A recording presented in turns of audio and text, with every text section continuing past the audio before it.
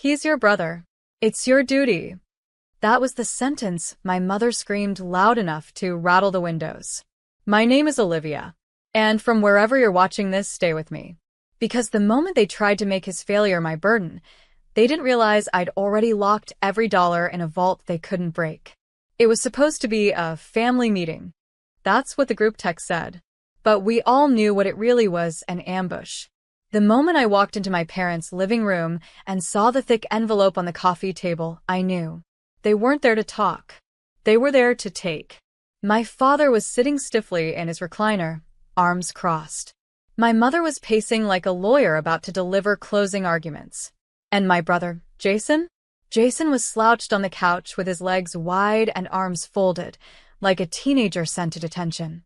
Except he was 33, jobless, and apparently $47,000 in debt. Credit cards, gambling, some crypto scam. The details were blurry. The excuses, endless.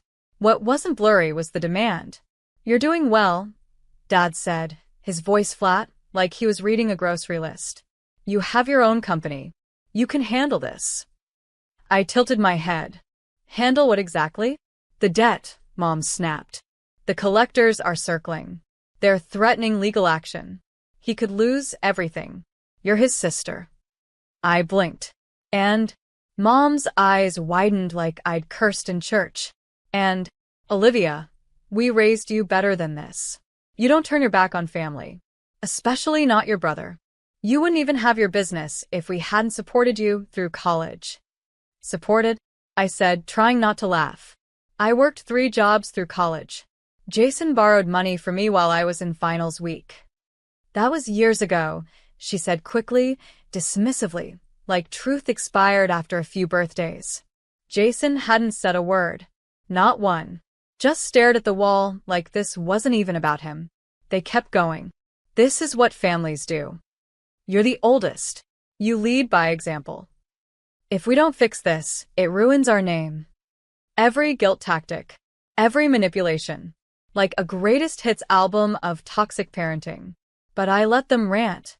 Because what they didn't know, what they would never know, is that 3 months ago I met with my financial advisor. I moved every asset, every savings account, every property deed into an irrevocable trust. Not in my name. Not accessible to anyone. And guess who's not on the list of beneficiaries? Anyone with my blood. I watched them yell. Watched their faces twist in self-righteous fury. My mother even pointed at me like I was the one who had failed them. She has no heart, she said to my father. Her brother could go to jail, and she's sitting there like she's watching a movie. No, Mom. I wasn't watching a movie. I was watching the final scene of a performance I'd been cast in my whole life. And, tonight, I decided to walk off set. They thought I'd cave. That I'd pull out my checkbook like always. But all I did was lean back and smile. Because the vault was sealed. And this time the key belonged to me. Jason has always failed upward. If you asked my parents, they'd say he was just finding his path. But from where I stood, it looked more like everyone else paving the road beneath his feet while he coasted barefoot through life. When we were kids, I learned early. If Jason cried, someone got blamed, and that someone was usually me. He broke Dad's antique watch when we were 8. I got grounded because I should have been watching him. He stole $40 from Mom's wallet in middle school. I got the lecture about trust and disappointment, while Jason played video games in the next room. By the time we were teenagers, the roles were locked in. I worked at the library after school. Jason threw parties in our basement while my parents were out of town. When I came home one night to find the living room trashed and 3 strangers asleep on our floor, I thought, surely this time, they'll do something. They did. They made me clean it up so the neighbors wouldn't talk. I remember standing in that room, holding an empty bottle and wondering if anyone in this family saw me as anything other than a built-in cleanup crew. It didn't stop there. He failed out of his first year of college. Mom cried for days. Dad yelled at me for not encouraging him enough. I got into business school on scholarship. Jason started selling sneakers online and called himself an entrepreneur. When it failed, I paid his phone bill so he wouldn't lose his apartment. I remember the exact amount, $378.42. I remember it because I had to choose between that and my groceries that week. When I told my mom, her reply was, "You're stronger. He's still figuring things out." That's when it hit me. They didn't just excuse his failure, they expected me to fund it. When I finally started my business, a real one, built from scratch with blood and bone and no handouts, guess who my parents introduced at a family wedding as the visionary of the family? Jason. Because he had ideas. Ideas that never made money. Never lasted more than 6 months. Ideas that landed him in $47,000 of debt and now had me sitting in their living room being told I had to do what's right. Right? What was right about spending my life cleaning up his disasters while they cheered him on for surviving the fires he set?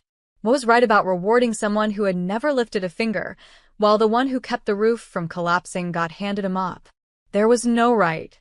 There was just a system, one built around Jason being the golden child, no matter how tarnished he became.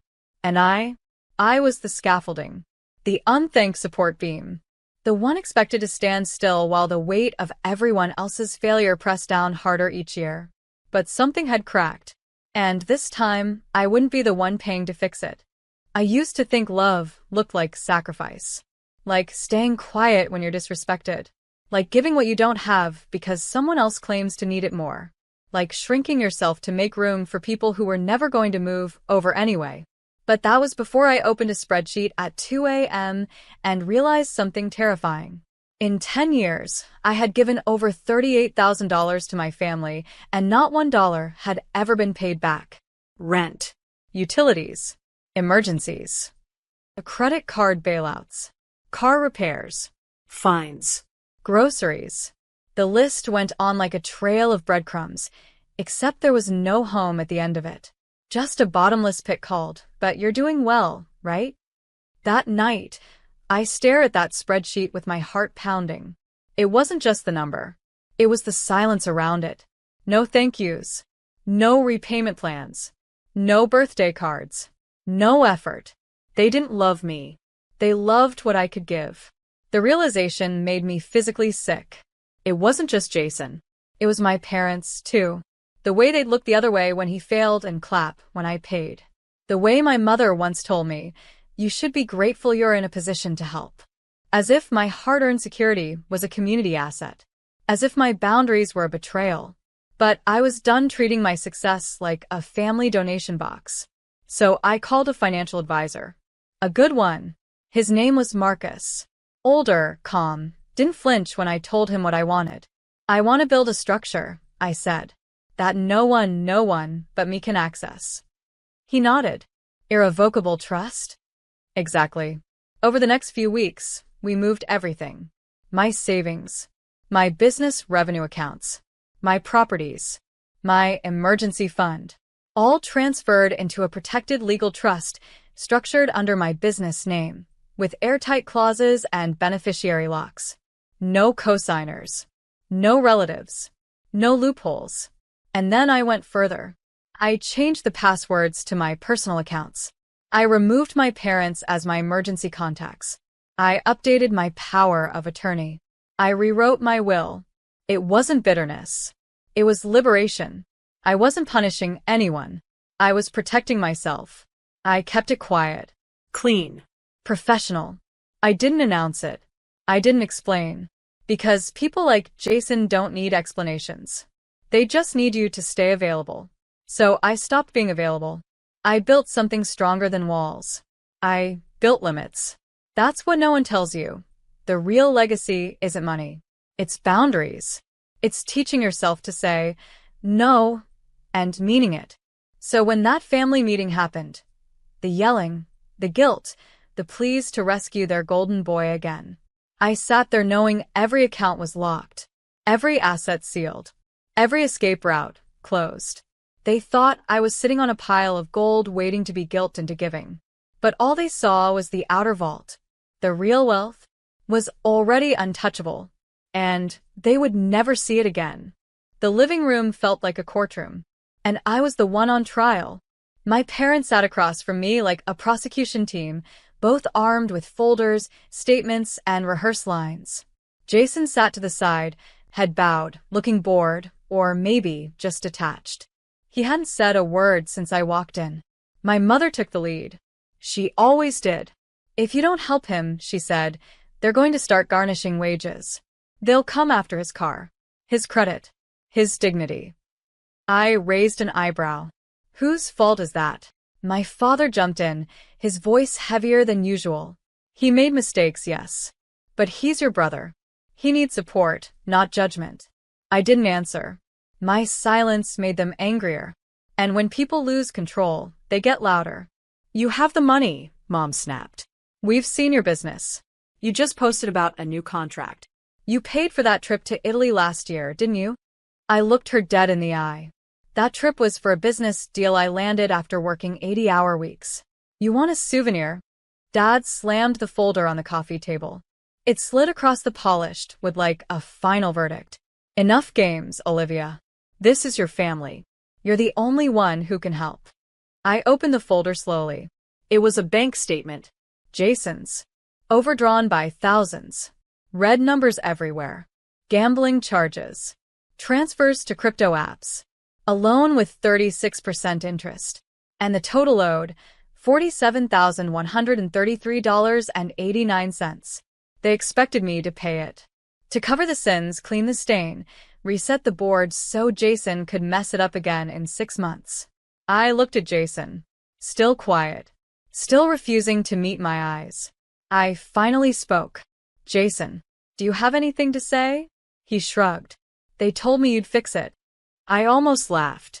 Not because it was funny, but because it was so familiar. He was always the child. Even now, a grown man waiting for someone else to fix his mess. I stood.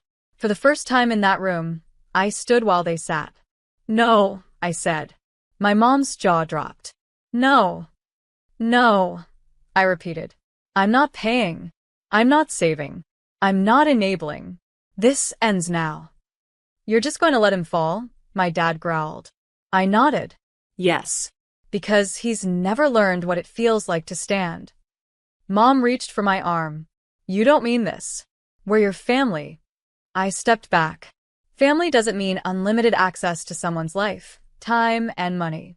Family should mean respect. And you lost mine the moment you made my success a punishment. They kept talking, accusing, guilt-tripping. But I was already at the door. I turned one last time. The Olivia you could guilt into saving him doesn't exist anymore. Then I walked out.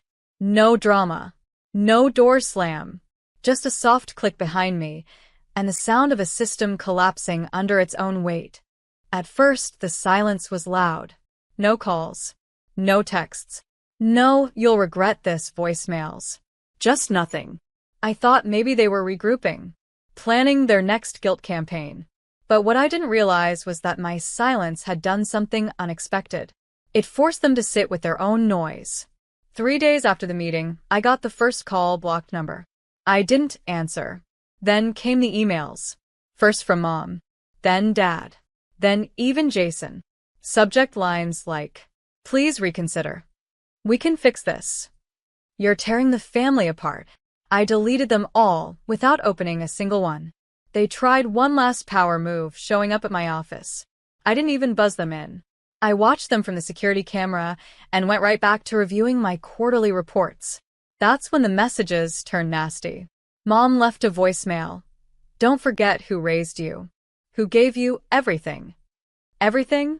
You mean the house where I raised myself while you praised your son for waking up before noon? You mean the school years where I packed my own lunches while Jason got a new video game every report card? But I didn't respond. I didn't post online.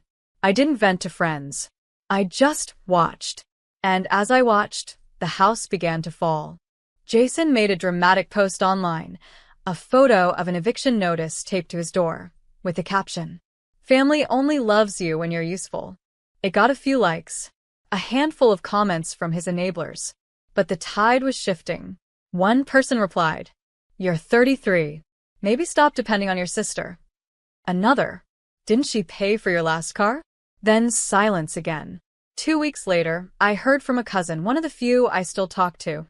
"Hey," she said gently. Just thought you should know your parents are trying to sell the house. What?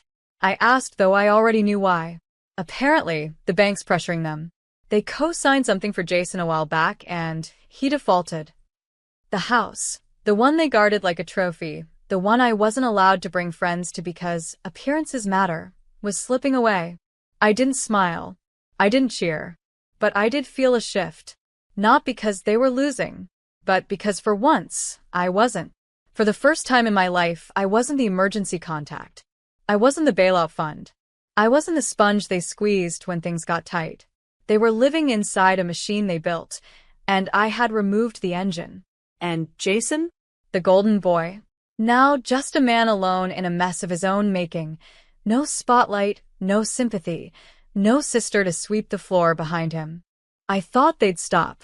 I thought once the house was on the market and the debt collectors came knocking, they'd finally get it, that I wasn't coming to save them this time.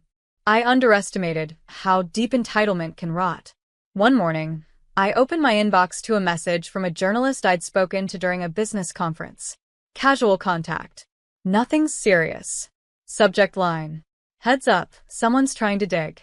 Inside was a screenshot, Jason's name, linked to a burner email, asking for information about my company. He was trying to sell a story.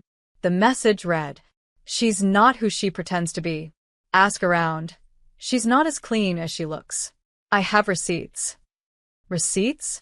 I hadn't spoken to Jason in weeks. The only receipts he had were the Venmo logs of the money I sent him to keep the lights on. I sat there staring at the screen, my tea cooling in my hand. There it was, the last desperate attempt to flip the narrative. If guilt didn't work, if silence didn't work, if public shame didn't work, maybe a smear campaign would. And that's when I knew what I had to do. Not retaliate. Just reveal. I spent that night organizing everything. Not for the media, not for revenge, but for clarity. I gathered the bank transfers.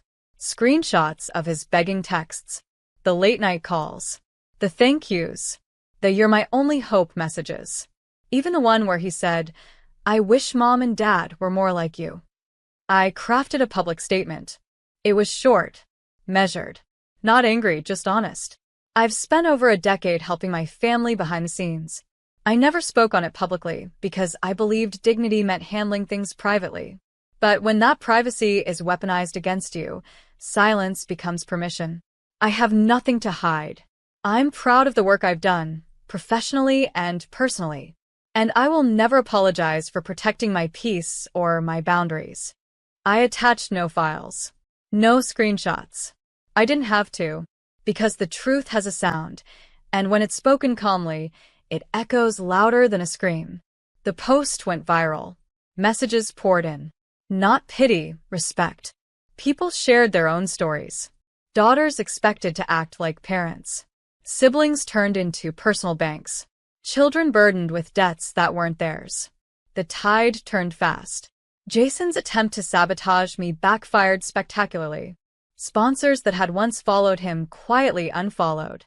A small podcast he'd been trying to launch? Cancelled. Comment shut down. Reputation cracked. My phone didn't ring. No apologies. Just silence. But this silence wasn't manipulative. It was surrender. The kind that happens when people finally see that their games no longer work. And me? I wasn't angry anymore. Because truth, when finally spoken, does something beautiful. It unlocks the part of you that no longer needs validation. And once that part wakes up, you never shrink again. Peace didn't arrive like a firework. It came like a slow tide, soft, steady, and full of clarity. I moved out of the city. Found a place on the edge of a hill, where the sunrise kissed my windows before my alarm ever had the chance. My mornings became mine again. No buzzing phones. No emergencies disguised as family. Just coffee, emails, and the sound of my breath finally slowing down. I built back quietly. My business grew, not because of pity, but because I now had energy for the right things. Clients who respected my time. Teams who valued leadership over sacrifice. I didn't overshare. I didn't overextend. I just delivered excellence, with boundaries in place.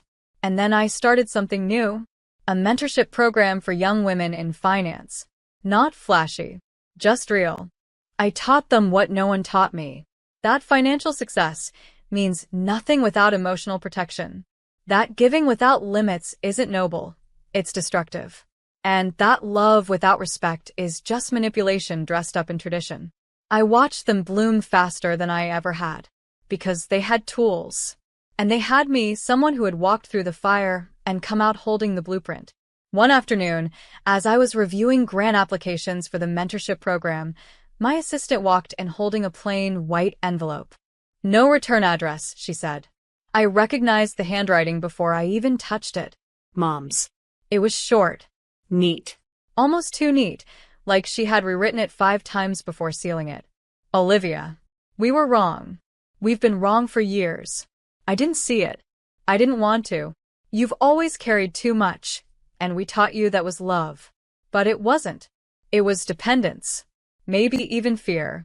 I don't know if you'll forgive us. But I do hope you're happy. Mom." I read it twice. I didn't cry. I didn't rage. I just felt a quiet release. She hadn't asked for money. She hadn't tried to explain away her behavior. For the first time in my life, she was just honest. And I didn't respond. Not because I wanted to punish her, but because I didn't need to answer everything anymore. Sometimes peace isn't a conversation. Sometimes it's knowing you could say something and choosing stillness instead. I folded the letter, placed it in a drawer next to the contract for my new home, and got back to work. Because now I don't chase closure. I build futures. And my future? It doesn't carry anyone else's mistakes. Just the lessons and the strength that came from surviving them. The room buzzed with quiet elegance. Soft jazz played from hidden speakers. Tables were dressed in ivory linen and silver accents. A catered lunch waited behind the curtain. And in the center of it all stood a podium with my name on the welcome banner. Olivia Patterson, Wealth and Wellness Summit. I never thought my story would end on a stage. I never wanted a spotlight. But when you spend most of your life being erased, sometimes the best revenge is simply being seen on your terms. This wasn't about money anymore. It was about something bigger, legacy. Not the kind they tried to burden me with, not Jason's mess, or my parents' shame, or the guilt they gift-wrapped and handed to me every year like a birthday card. This was legacy as I defined it, building a space where boundaries were honored, where wealth wasn't handed out to fix mistakes, but created to build futures, where young women, especially those like me, could learn the truth early. You owe no one your ruin, not even your family. After the event ended, a young woman came up to me. She couldn't have been more than 24. She looked nervous, inspired, maybe both. She said, "How did you learn to protect yourself like this?" I smiled, and I told her the truth. By surviving the people who believed they were entitled to me.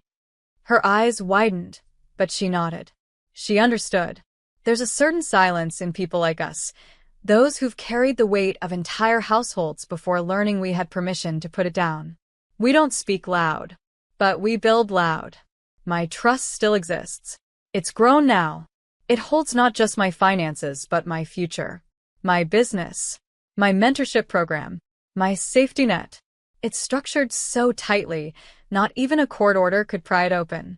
And no, I didn't list my parents or Jason as beneficiaries. Not out of hate, but out of survival. Because trust is more than paperwork. It's knowing who can sit at your table and who only comes hungry. Months passed. One day, I drove past my childhood home. It had a new coat of paint. A new family lived there. 2 little kids were running through the sprinkler in the front yard. I didn't feel bitter. I felt nothing. That house was no longer mine to grieve. And as for Jason, I don't know where he ended up. Last I heard, he was working part-time somewhere, couch surfing with a friend from high school. He still hasn't called. And I hope he never does. Because I am no longer his emergency contact. No longer his bailout plan. No longer a name on any list that ends in obligation. He had a sister once. One who gave, and gave, and gave, until she finally learned to lock the vault. They told me it was my duty to clean up his mess. But I made a different choice, to clean up the part of me that thought I owed them anything. They reached for the vault, but I had already changed the locks.